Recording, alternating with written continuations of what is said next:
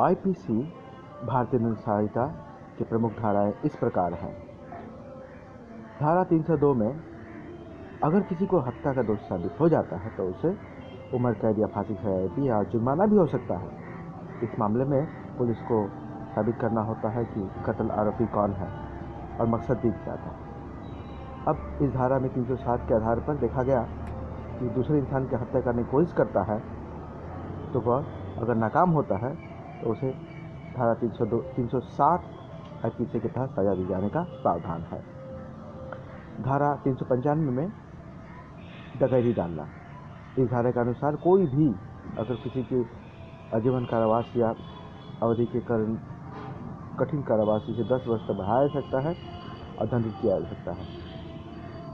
धारा 396 जैसे डकैती के दौरान हत्या होना, इसके आधार पर संयुक्त होकर डकैती करता है, इस प्रकार लोगों को अगर दोषी साबित होने पर 10 वर्ष का सजा या आजीवन कारावास की अवधि बढ़ाई जा सकती है। धारा 376 बलात्कार करना।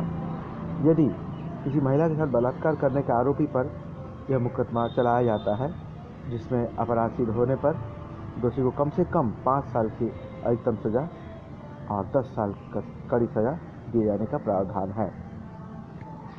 धारा 377 अप्राकृतिक कृत्य करना। अगर किसी के साथ सहमति या असहमति के अप्राकृतिक दोषी करार किए दिए जाते हैं उनको 10 साल की सजा लेकर उम्र कैद की सजा हो सकती है। यह अपराध की श्रेणी में आता है और गैर जमानती है।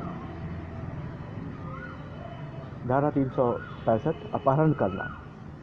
अगर किसी व्यक्ति को गुप्त रूप या अनुचित रूप से सीमित कैद करने के या फिर और अपहरण करेगा तो 7 वर्ष तक सजा बढ़ाया जा सकता है और कारावास भी हो सकती है और आर्थिक संपत्ति भी देने पड़ सकता है।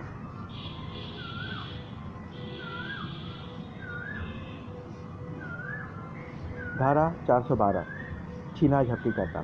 इसके अनुसार कोई अगर किसी की संपत्ति को बेईमानी से प्राप्त करेगा या फिर उसे प्राप्त करने की कोशिश करेगा उसे आजीवन कारावास या 10 वर्ष तक कारावास बढ़ाया जा सकता है और उसे दंडित भी किया जा सकता है। साथ साथ आर्थिक अनुदान करना पड़ेगा।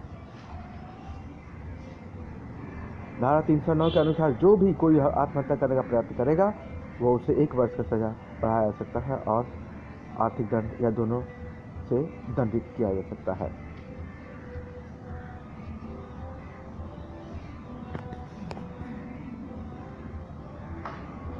धारा 310 ठगी करना।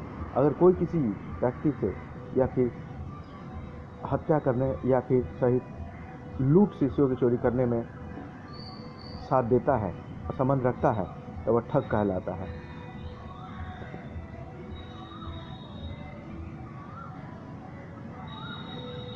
धारा 378 के अनुसार कोई भी व्यक्ति किसी कब्जे से उस संपत्ति के बिना कोई भी अचल संपत्ति की बेईमानी से ले लेता है और यह आशा रखता है कि उसे संपत्ति से हटाया जाए, इसे चोरी करना कहा जाता है।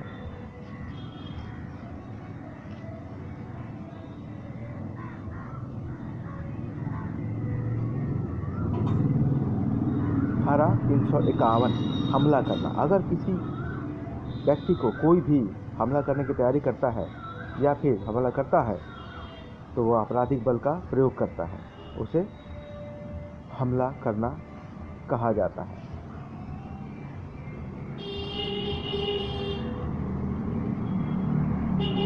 धारा 354 स्त्री लज्जा भंग करना। इसके अनुसार किसी भी स्त्री या महिला का स्त्री की मर्यादा या मान सम्मान को ठेस पहुंचाता या हमला किया जाता है, उसे गलत ढंग से जबरदस्ती करता है, वह स्त्री लज्जा भंग कहलाता है।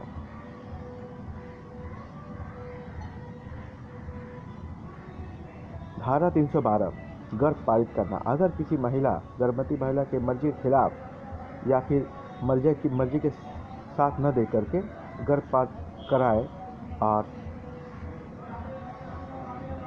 उसे गर्भपात कारित करना चाहता है जो उसके मर्जी के खिलाफ होता है, उस महिला के मर्जी के खिलाफ होता है, सजा के प्रावधान किया गया है।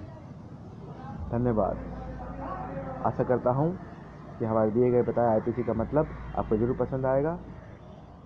धन्यवाद।